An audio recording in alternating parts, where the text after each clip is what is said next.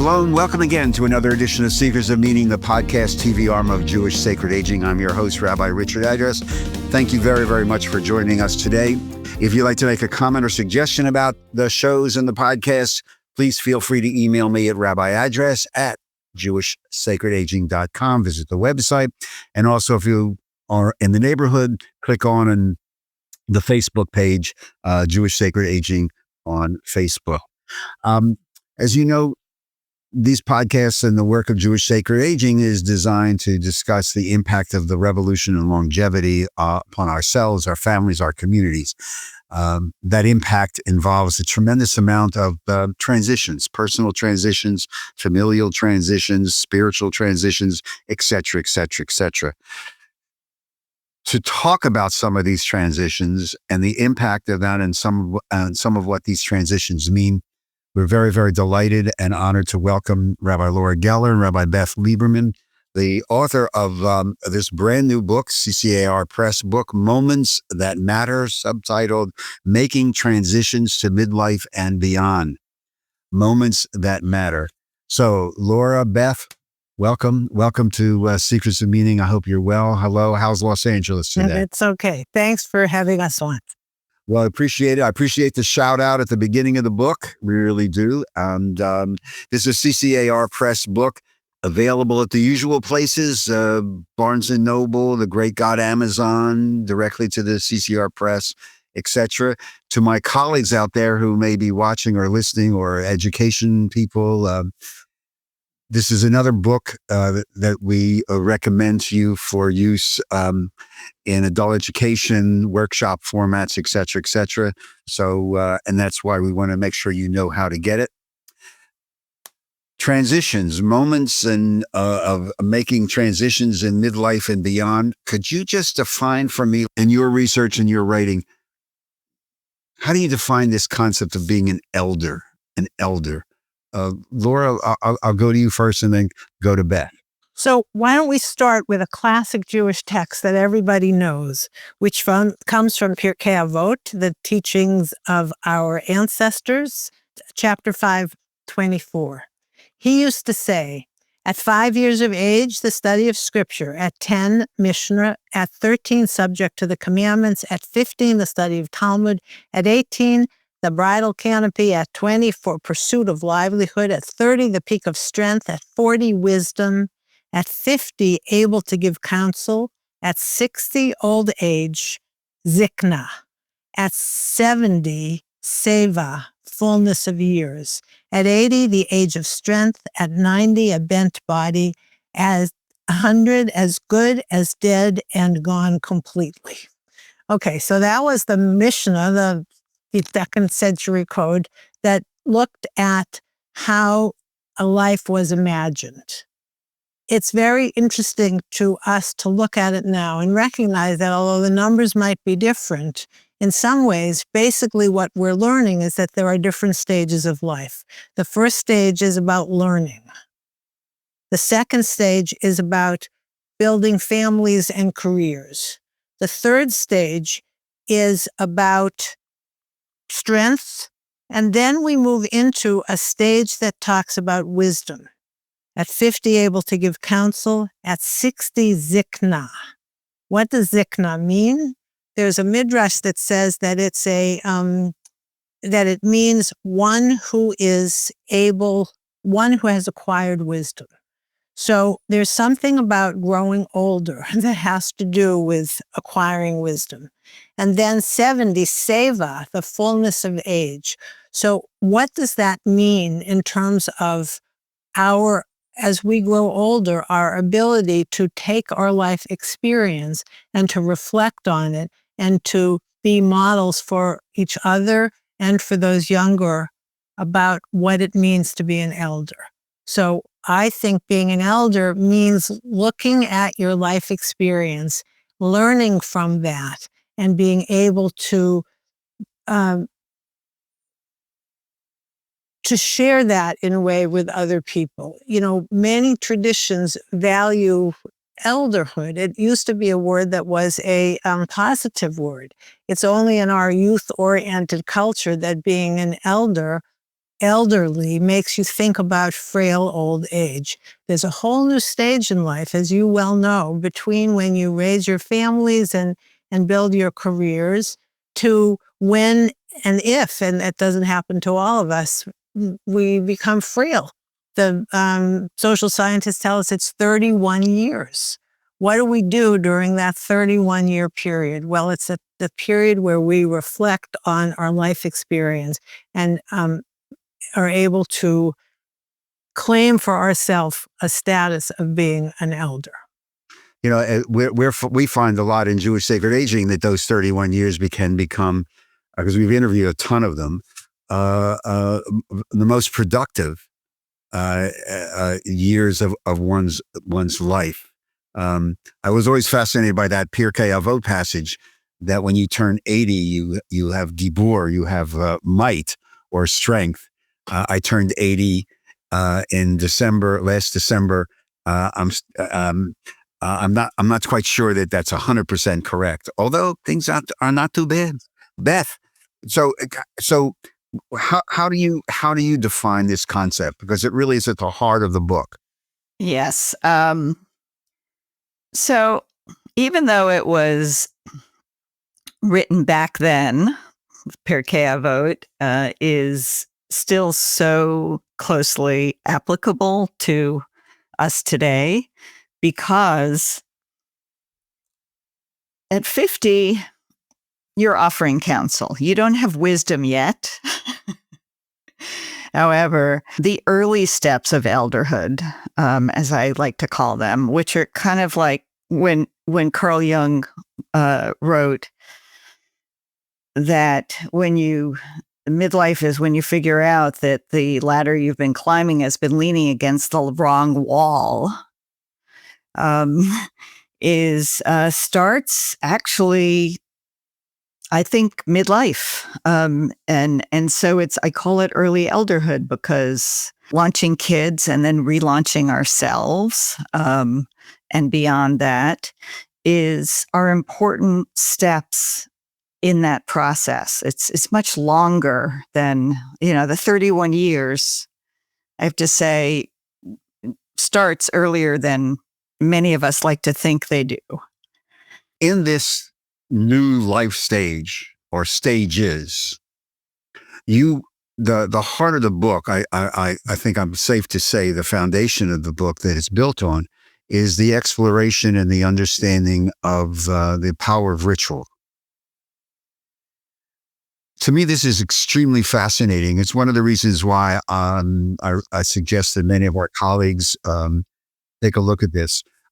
We do this workshop at Jewish Sacred Aging on new life stages, new rituals for new life stages. Could you talk to me about, as you did this and you research this and you write new rituals, you talk about even in the sections how colleagues in congregations can adapt some of these new rituals and ideas of how to do that with examples, so that there's at the end of each chapter. Why, Beth, why has ritual become so powerful and important as we get older? What's going on there? Well, ritual as a concept has expanded from the religious realm to corporate design, which doesn't make it important for this necessarily, but we have all sorts of rituals in our lives, from who you call in the morning, when you have your coffee, what your routines are. But the rituals that are in this book that we're focusing on are rituals of transition from one stage of life to another. So those transitions involve stepping into the unknown. They're complicated in terms of both our feelings and how other people around us deal with them. They're also, especially with what we focus on in this book, they're not quite in the popular consciousness.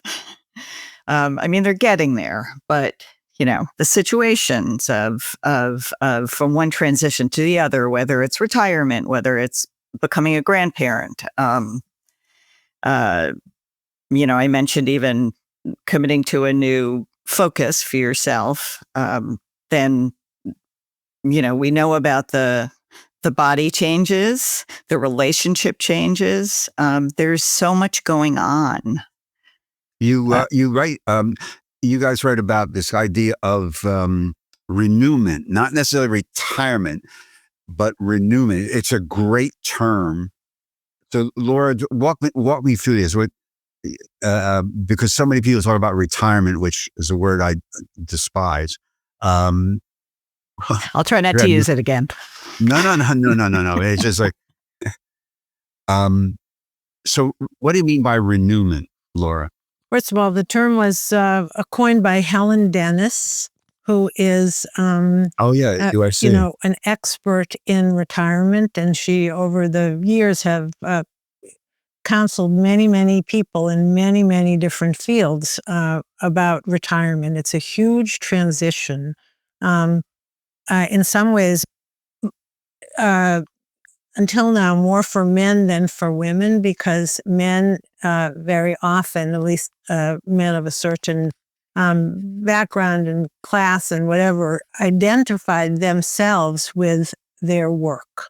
I would meet you at a party and I would say, and what do you do? Well, I'm a lawyer. Well, when you're retired, what do you say? What do you do? What is the purpose for which you get up in the morning? That is a critical question that we could ask at any stage in our life. And at some point, for many of us, the answer to that was, this is what I do. This is who I am. So what happens when that isn't the case anymore? So, it's not that retirement wasn't noticed before. You might have worked for a corporation or something, and at the end of the time, you would have a party and they would give you a watch, and then what do you do the next morning? What we feel and what I learned from Helen Dennis is that there are other dimensions to that, and some of them are spiritual dimensions. What is my purpose now that I am no longer the senior rabbi of Temple Emmanuel of Beverly Hills? And how do I understand going forward? So retirement seems to imply that I am pulling myself out of the world. Renewment means I am now experience the curiosity of reimagining myself at this stage of life. Renewment. And Helen created a group years ago of women who had been professional women who were all retiring. And through that group, a small little group in Southern California, now there are renewment groups that are meeting all over the world, thousands of people who are meeting in small groups to talk about the challenges and the ways that we can reimagine ourselves. One of the best pieces of advice that I have received from the people that I have learned with as I've explored this is we should be taking a gap year. Just like smart young people, before they go to college, take a year off and try to just take a breath and explore something new and then begin college. Similarly, after retirement, before you jump into whatever you're going to end up doing, to just take a year, take a breath, and imagine it as a gap year where you explore different kinds of things and try to ask yourselves questions like, what did I used to love doing that I didn't have time to do when I was raising my family or building my career? Maybe it's time for me to go back to that. Lifelong learning. I mean, the thing about the Pirkei Avot text that's so interesting is we know now that learning is not just the first part of your life. Now that I have more time, I want to go back to college. All the things I didn't have a chance to study, now I do. And so what does lifelong learning look like? Those kinds of opportunities present themselves, and I want to be curious about them and imagine what are the things that can bring meaning to my life. You You were mentioning this, the flow, and one of the things that occurs to me, and this comes up a lot of times in some of the workshops, and that is that not everybody has to be blunt about it, the social economic ability Right. to actualize Pirkei Avot. You factor in also, because of the longevity revolution and medical technology and family dynamics, this, as we're well aware of, this explosion of isolation and loneliness. How did the two of you incorporate these realities within the context of moments that matter? Because there are people who may be watching and listening to this and say, gee, that really sounds great, but I can't afford to go back. I'm really struggling. I'm alone, and I'm very much so my kids live far away. How do we begin to translate the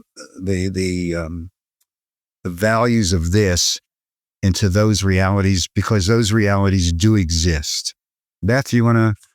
We actually organized the book just according to that, in response to that, which is that the largest section of the book is on relationships, which both family, friends, partners, community. In fact, I think these are such important components of our lives that can be engaged with in varying ways, depending on what your life circumstances are. And so we looked at them as, and Laura, I know you're going to say more about this, that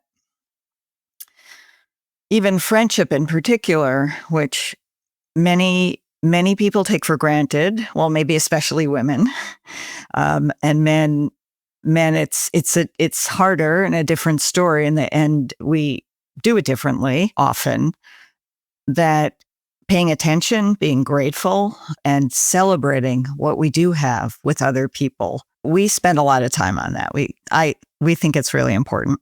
The concept of relationships, and the people who've taken my classes know that I call it the theology of relationships. As we get older, that's the most important thing in our lives. And how we deal with that in those decades, God willing, really determine the life that we live. Laura, do you want to? Yeah, I think the thing about the book is that it's about rituals of transition. It's not a book that, that theoretically talks about the loneliness crisis. I mean, the history of the book. The book is in a way, in some sense, connected to the book that my late husband, Richard Siegel, and I wrote called Getting Good at Getting Older, where we actually do talk about some of these larger issues. One of the sections in Getting Good at Getting Older was getting good at gaining wisdom. And one of the strategies for that was creating ritual. And as I spoke about the book around the country, people said, okay, what's the ritual? And I said, well, here are the things you should think about, and you make up your own ritual. And they said, no, what is the ritual? People wanted to be scripted. And so that's what led to us thinking about the idea of a book that would actually offer scripts for how to do a ritual. The thing about the script is we never intended it to be, this is the way you do it. It's not like a Brit Milah where there's a liturgy. We are offering kind of an example of something you might do. And we say to people, take it, change it, but here are some things that you might want to include. And in each of the sections, first there's an introduction as to why this moment is important. And then there are questions that people need to ask before they think about what the ritual will be. So they need to really prepare. And then we offer the ritual itself. And then we have these little stories paragraph stories of people who did something for that moment, or people who wished they did something but didn't. And so there's a way that people can get into it and say, okay, wow, this is pretty interesting. What will I do? Who will be there? How will we celebrate? Will there be ritual objects? In what way is it Jewish? Some of what we talk about is very Jewish because Beth and I are rabbis, Jewish educators, but some of the stories are from people who are not Jewish, who have done something at this stage of transition from one stage of life to another. And the thing about ritual is it causes you to pay attention. These moments come, and if you pay attention to them, then the question is, who do you need to be connected to when you do them? And I do think that leads to an understanding that what we need more than anything is connections to other people. And that is the antidote to loneliness. I mean, you know the data as well as anybody that people who have friends, have a social connection in their life, live 7.5 years longer, healthy years, than people who don't. I mean, there's no question that this is the answer to what it means. We have more, we have more years to our life. The question is, how do we add more life to our years? And the way we do that is through connections to other people. Those statistics also say if you're a member of a faith community, I've told congregations that forget the membership drive, just put up a big billboard. So, you can imagine up on the 405 or the 101, where I used to live off the 101, big billboard, just flashing lights, just saying, join a synagogue and you'll live longer.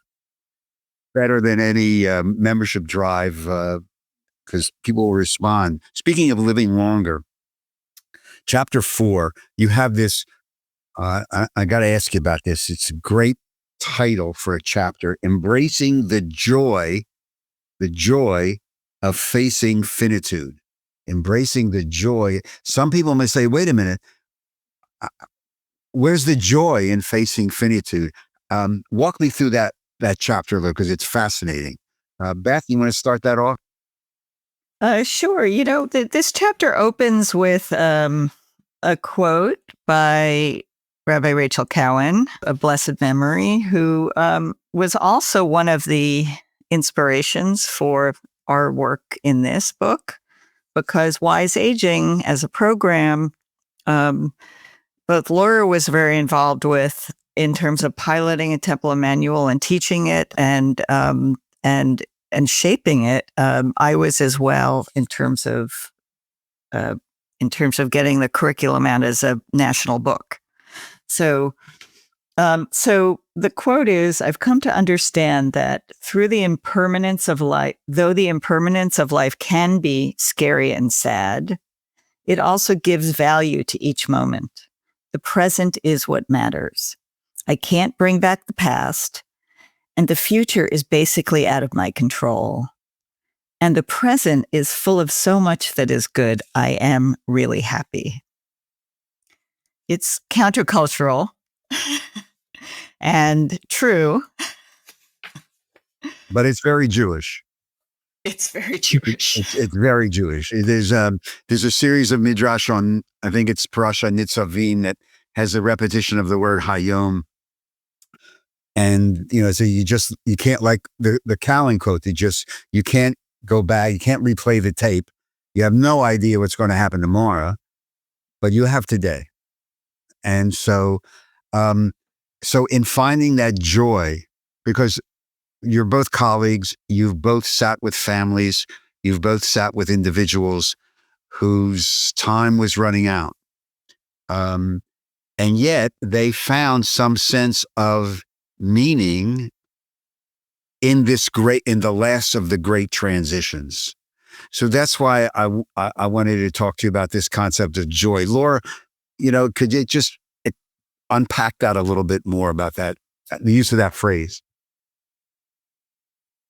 At this moment, I can spend a lot of time thinking about the things that I have yet to accomplish.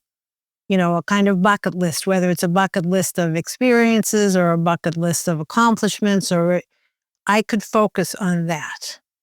But the joy of finitude is to say, I don't need to do that.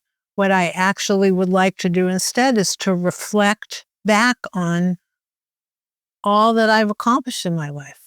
That, when you think about it, I just did a funeral yesterday of a beloved congregant who lived to be 101. At a good death, I would sign up for it right away. And the idea that he was able at the end of his life, he still had cognitive awareness, to look back and say, this was good. So we don't do that enough. We are always, feeling that we're not, there's still imposter syndrome, no matter how old you get. And it's time for that to stop, that facing the joy of finitude is recognizing I'm going to die. Everybody's going to die. As far as we know, the death rate is holding steady at 100%. 100%, right. Knowing that and recognizing that we don't know what comes after. There's lots of different possibilities, and Jewish tradition is extremely ambivalent about, deciding what happens. We're not going to know until what happens. For me to stop and for me to acknowledge, I have a lot, no matter what, I have a lot to be grateful for. That is the joy of finitude. And to kind of stop beating yourself up for the things that, that you wished you had done but hadn't done, because, it's okay. I'm okay. The tradition of a vidui before you die, forgive me. We're supposed to do it every night, so, because you never know. I forgive myself. I forgive you. I love you. That's important. The four things you're supposed to say. Thank you. Forgive me. I forgive you. And I forget what the fourth is. So, I think you said it. I love you. I love you. We're speaking with Rabbi Laura Geller, Rabbi Beth Lieberman, the authors of Moments That Matter, Marking Transitions in Midlife and Beyond. In case somebody missed it, Beth, how can somebody get a hold of this book? Well, our website is momentsthatmatterbook.com. And you can go there and click the link to order it. You can also get it from the CCR Press website or any bookseller near you. Before we start running out of time, I do want to ask you about, and again, for my colleagues in there's some very, very interesting, these little vignettes. Laura mentioned that around certain rituals, for example, around the get, the reimagination or the renewment of the concept of the get, and there's some. I think Laura have a story in there. A couple of weeks ago, we had and she was a guest on one of the Seekers of Meaning, Rabbi Deborah Haken, who's in the book about her journey with her husband. So it's important for those of you out there listening. It's not just a book of rituals and blessings and how-tos, but as Laura alluded to, there's some very, very powerful personal stories here that really give texture to the rituals in the chapters. And because it's personal, I think a lot of you'll be able to relate to it very, very easily. I want to say one more thing. One of the things that we explored as we wrote this book is noticing moments that didn't used to be noticed. Like, for example, coming out with memory loss. It used to be that if you had been diagnosed with early onset dementia or Alzheimer's, you would hide it as long as you could.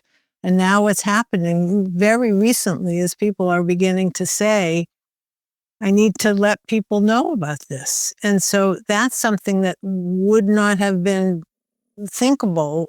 The idea of dealing with disabilities, there were certain things that people were in denial about. One is that they were going to die. Another is that there are cognitive issues for some of us. And the other is that all of us at some point in our life are either caregivers, were caregivers, will be caregivers, or will need care. And that we all move at all the different stages of our life through all of that. And how do we acknowledge that? What are the ways to make what you maybe in the past wouldn't have wanted to be visible, make it visible? And by making it visible and by acknowledging that there is, depending on how you understand divinity, there's divinity in those moments as well. So one of the sections is needing something to lean on. What do you do when the time comes when you need a cane to walk, or when you need a walker, or when you're going to be confined to a wheelchair? How do you recognize, instead of pretending that it isn't true, how do you recognize, as long as I can still go forward, there's still gratitude here. And so those kinds of issues were not really spoken about 10 years ago or 5 years ago. And the other thing that wasn't spoken about, when Richie and I wrote our book, the word solo ager had not been used before. And then when he died, suddenly I became a solo ager. That was something I never imagined. I imagined we would grow old together. The best is yet to be. Well, I didn't get to do it with him. What does it mean to be a solo ager? And how do some of these rituals about recognizing, for example, the power of friendship, how does that change the notion of solo agers? I'm not a solo ager, even though I'm a widow, because I have cultivated friends, because I live with a rabbinical student. And, there are strategies that you can do in your life once you admit, once you acknowledge, once you face what used to be invisible now is visible. And therefore, in some ways, no matter what, there's gratitude. One of the tensions is, I'm not going to get into but one of the dualities that we face in this journey is this duality or tension of acceptance and adapting, which every single one of us, and you allude to this, I think, in the chapter on changes in body, every single one of us are going to have to go through some of this. Last question before we start running out of time, the easy question. Where's God in all this? My interest in ritual began when I was a second-year student at the New York School of the Hebrew Union College, and my wonderful Talmud teacher said, there is no important moment in the lifetime of a Jew for which there is no ritual. And I thought, that's great. We're supposed to say 100 blessings a day. Wow, we're stopping 100 times a day. We're saying, wow, there's no important moment in the lifetime of a Jew. And then I realized, I'm the only woman sitting in the class, that wasn't true. When I first got my period, there was no ritual. And that's made me realize that it should be true. Well, then the feminist movement created all these new rituals for women's experience. And here I am now, an active older adult, and I noticed that our tradition doesn't have any rituals for this stage, so we have to create them. We have to make them up. We have to stop living them through our children or grandchildren, if we have children or grandchildren. Divinity is present at any moment, well, however you understand divinity, but you have to stop and you have to say, wow. So where is God in all of this? God is in all of this, in that God is in all of everything. And sometimes that doesn't mean that everything is good, but that there is the possibility of seeing connectedness, wholeness, a universe that is connected to each other. I breathe out, plants breathe in. Something that happens here is affecting somebody who lives in China. We're all connected to each other. That is where God is. Beth, you want to finish it up? Well, to cap that off, as our ancestor Jacob Then Israel said in Genesis 28:16, "Truly the eternal is in this place, and I did not know it." Well, thank you both, Laura, Beth, for bringing that sense of divinity into this very, very powerful stage of our lives. And I wish you much success and joy. You just got a cool Kirkus review and continued success with Moments That Matter, marking transitions in midlife and beyond. The website, real fast again, Beth, is momentsthatmatterbook.com. And I would like to say before we close, Richie, that, you paved the way. You've been doing this work for a long time, for a very, very long time. And this book could not have happened without all of the work that you had done and that you still are doing. And for that, we are extremely grateful. Yes, thank you.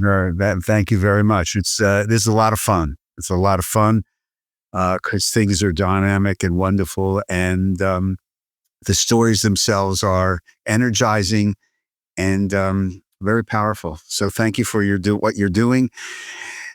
Thank you for being with us. To all of you, we appreciate your time and being with us on today's edition of Seekers of Meaning, the podcast TV arm of Jewish Sacred Aging.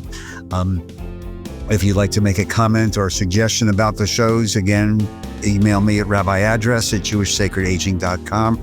If you'd like to continue to support the work on the website, there's a very conveniently located donate button. If you click on it and just follow the directions, we're very, very much appreciative. Seekers of Meaning is produced at the Broadcast Center of Lubetkin Media in beautiful Cherry Hill, New Jersey. And a big shout out to our genius tech wizard guru, producer Steve Lubetkin. I want to thank you very much for joining us. Until we see each other again on the next Seekers of Meaning, take care of yourself, stay healthy, but most of all, be kind to one another. Shalom, Todah.